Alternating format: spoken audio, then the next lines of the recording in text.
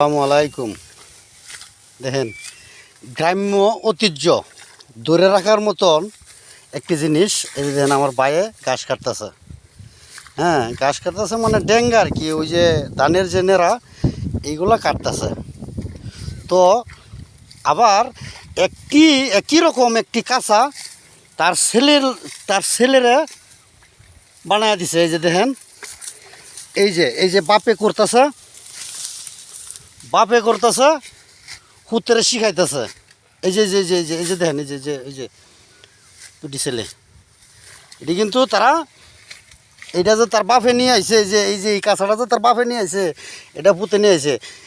এই জন্যেই বলা হয় এইগুলো যে এই ঐতিহ্য এইগুলো হয়েছে ঐতিহ্য। দেখেন, বুঝছেন? এই যে আমার ভাই, এই যে কাঁচা, এই যে একটা ছোট্টুনি কাঁচা, কিন্তু এটা একবারে ছোট্টুনি। এই যে 2 হাতে গাছ দিছে, ভরে গেছে।